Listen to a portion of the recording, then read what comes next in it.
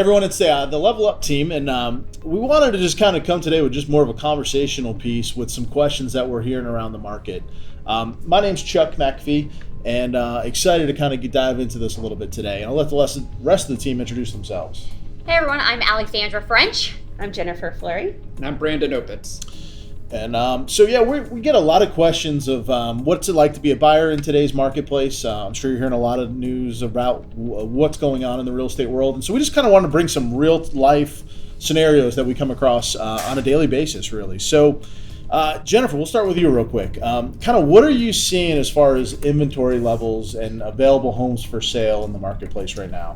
Well, it's not changing much. It's still low inventory pretty much across all price points. When you get into the higher price points, $1 million plus, there's a little bit more, but it's still a very competitive market out there. There's low inventory, and we're really having to fight for our buyers to win those deals.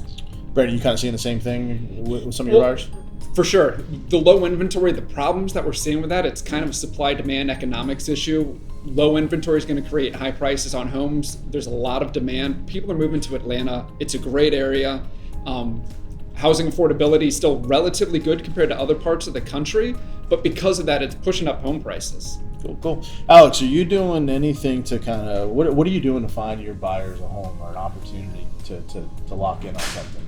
Yeah, absolutely. So right now, obviously, scouring the MLS, also sending out a lot of mailers to try to find off-market properties.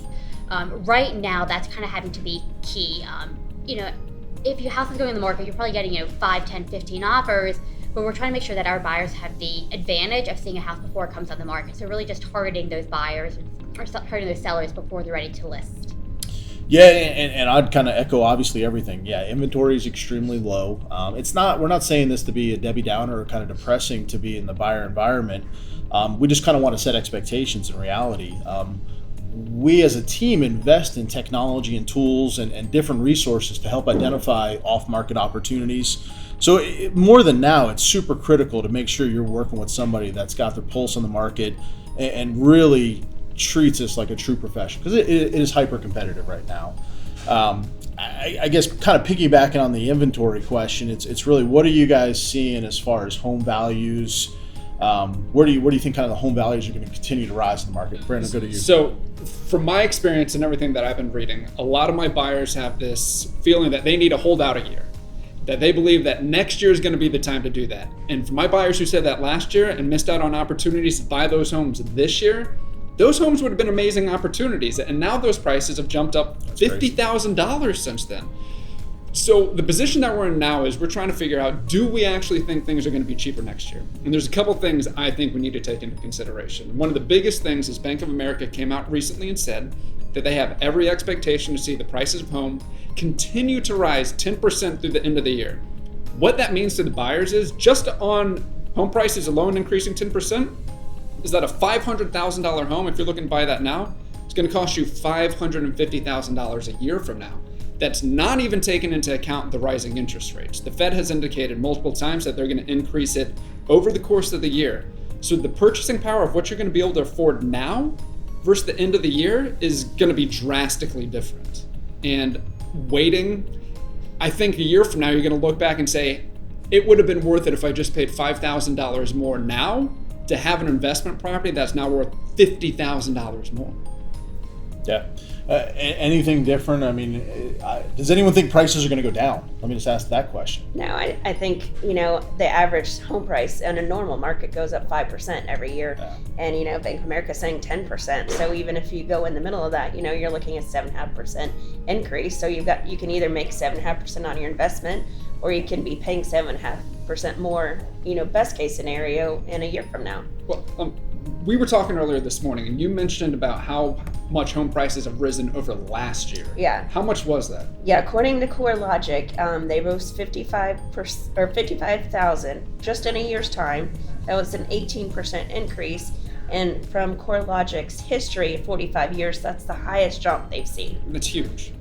Yeah, so I think the consensus is, for the most part, that the market is not going to cool down from anything we see from the economists out there. It's a simple supply-demand model. Unfortunately, the inventory issue is just not going to correct itself anytime soon. New construction is not going to come to the rescue. They just can't find the land, they can't build it quick enough, and the costs are just continuing to rise. And so we don't really have that new home, first-time home buyer, new construction inventory. So it's going to be a challenge. Again, not to be doom and gloom. There's ways to navigate this. You just got to make sure you're working with the right people to do that. So kind of going in a little bit deeper, we're getting into the weeds here a little bit. Everyone is hearing about how tough it is to win an offer. So if you are a buyer right now, if you're in the marketplace, you've probably experienced this, or you've read some articles if you're kind of dipping your toes in this and trying to go into it. But what are some of the things that you guys are doing specifically to win an offer? Real life scenario, property we listed last Thursday had, I think, 90 plus showings on it in 3 days, 23 offers. It's competitive. I know personally for me, what's kind of eye-opening, and I think we as a team take this for granted. Not everyone in our industry has the same skill set or the same experience or the same seriousness in this, and we're seeing some. And I'm not trying to dog any other agents out there, but we're seeing offers come across on some of our listings that they're just not competitive. The agent doesn't really know the right way to structure the offer, doesn't know the right way to communicate the offer. And it's mind-blowing to me, and again, I think we take it for granted that we know what we're doing. We eat, sleep, and breathe real estate, that some of this stuff that's coming in is not structured the best way. And we get it, there's restrictions, there's only so many ways that a buyer may be able to do something. But in y'all's experience, what are some things that you're doing to maybe win an offer for your client? I'll start with you. Yeah, so some of the things that I'm doing is short contingencies or no contingencies. So I'm really making sure that all of the buyers are fully underwritten. Once they've gone through underwriting, we know where their finances are, make sure they have their money for the down payment. We can go ahead and go in with 0 days financing. I was shocked when we were reviewing some of those offers. People are still putting in 21 days for financing. If that's what you're doing as an agent, writing that in there, your deal's never going to get accepted, unfortunately. Sellers want to make sure that the offer that they're accepting is a sure thing. So background to sure thing, it's short contingencies, whether it's short due diligence or right to request repairs, short or no financing days, short or no appraisal contingency days or an appraisal gap. Obviously, price is really, really important. Increase in earnest money. People want to make sure you have skin in the game. Yeah, I totally agree with everything you're saying. And Chuck, to me, there's two things that make big differences. Not all real estate agents are the same. Not all mortgage loan officers are the same. Great point. And one of the quickest fixes from our perspective is to work with a loan officer who knows what they're doing, local to the market, and has that industry knowledge. I've worked with people right now who work with some of the bigger boxes, and most people don't realize the control that some of these loan officers have and the contingencies that we have in these contracts. They help dictate how fast you could close on it, the financing contingency, and the appraisal contingency. Those numbers play a huge part in how attractive your offer is to these sellers. If we're looking at an offer that they haven't been underwritten, so there's 15-day financing contingency, the fastest they could close is 30 days, and they'll get an appraisal out in 15. As a seller, that's not attractive. But if that's the best your loan officer can do, you may need to look at some other place. We know loan officers right now who can underwrite you, so it's 0 days financing. So they don't have to worry about whether or not you could afford it. They could get an appraisal done in 5 days, which is massive. And it's a sure thing. It's a sure thing. It all goes back to kind of treating this truly like a profession and making sure you're working with the right people. When you're working with a local lender, it's easier. Stuff goes wrong. Inevitably something goes wrong. So on a Sunday afternoon, can we call our local lender, or are we at the mercy of a bigger box mortgage company? No offense to those guys. It's just, in a buyer in today's world, like Alex was saying, the seller wants the most sure thing. And as close as we can make it look like cash and feel like cash if you're financing, obviously cash is still kind of king in this marketplace. But if you're financing, and we can help you structure this, if it can look and feel, a lot of times that's winning the offer. And the last deal, unfortunately, we weren't able to get this last offer accepted. And the listing agent let us know that one of the things that they were looking for in their offer was to have a local lender. They want to be able to call your lender on a Sunday afternoon to have a few questions answered to make sure that they're comfortable taking this to their sellers to say, this is a good deal, they could actually afford this. So I think working with a good lender is extraordinarily important, and it's up there with having a good real estate agent who really knows the market.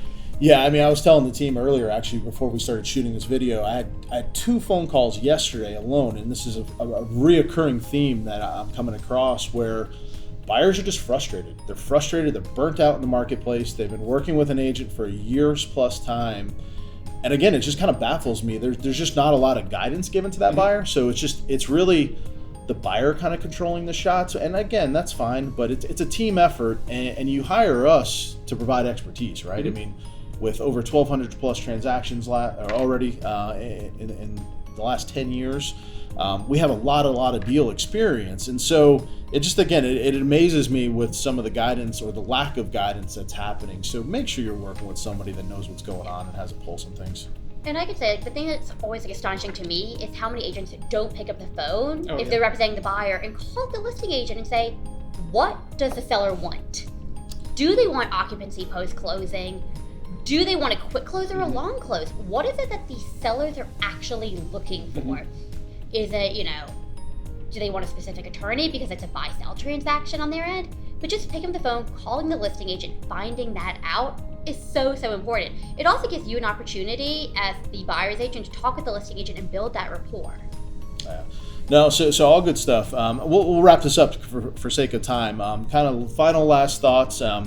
What's your prediction in the housing market from a buyer's perspective for the remainder of 2022? Home prices are going to continue to go up. Honestly, I want to paint a realistic picture. It's not going to be an easy market, but for those as buyers who are wanting to get a home this year, now is the time to do it. Home prices are going to continue to rise. Interest rates are going to continue to go up. And if you're looking at a 10-year conventional loan, couple in the interest rates and increasing home prices, you could end up spending over $60,000 more if you just wait for the end of the year. And that's real money that you could save. My suggestion is, if you're going to do it, jump in as soon as possible and work with somebody who understands this market and how to submit an attractive offer. Jennifer, last thoughts? Yeah, I echo what Brandon said. Home values are still going to continue to rise. If you're looking to move into that forever home or your retirement home, now's the time to start building that wealth. Your net worth is 40 times that of a renter.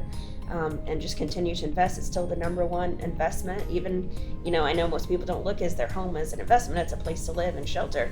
But if you want, to retire one day, it's a great retirement plan and a great investment strategy. Good point. Alex, how about yourself? I was going to say, if you're looking to buy this year, the sooner you start the process, the better it's going to be. And don't be afraid to look at houses that have been sitting on the market for 30 or 60 days.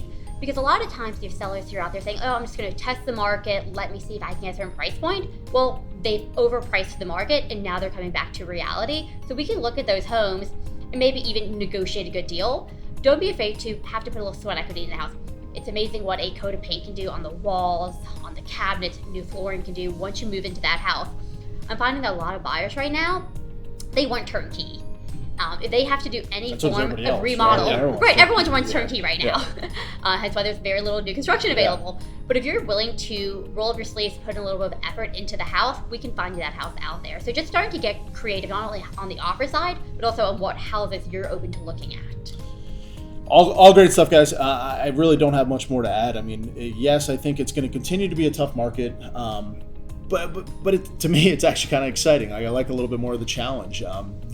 We close transactions all day, every day. Every week we have closings. We have not had a homeless client yet, and so there's ways. If you're willing to roll up your sleeves, whether it's on doing some sweat equity in the home, but your agent needs to roll up their sleeves as well and do some additional work. The days of just kind of driving around and pick this one or that one is kind of gone. So it does all require a little bit of work, but we again do this all day, every day. We will help navigate this. We'll make it as painless as we possibly can, all realizing that it is a tough market, right? I mean, it's tough, but it's still a great thing to own a home, and it's a great way to create wealth. Yeah. So. And I don't want anybody to feel like this is doom and gloom out here. We successfully get our buyers' homes all the time, but that's because we eat this, we breathe this every day. We understand what people are looking for in an attractive offer. So it's not doom and gloom, but it is important you work with somebody who knows what they're doing. One last thing I do want to add out there. We're talking about interest rates rising. Keep in mind, interest rates are still historically low. I mean, it's true. Not that long ago, interest rates were 10%, 18%. We're still, in the 4%. We're not at 5% yet. Like, interest rates are still low. So do keep Yeah, I that bought in my mind. first house in 2005 at 6%. Yeah, that's what I was going to say. Just below they 6%. were historically low at Yeah, they 6% were low by then, now. So, yeah, it's still a great opportunity. Thank you all for watching. And as of always, if we can ever help with anything, just let us know. Just give us a call, send us an email, reach out to us. Y'all have a great one. Thanks. Thank you. Bye.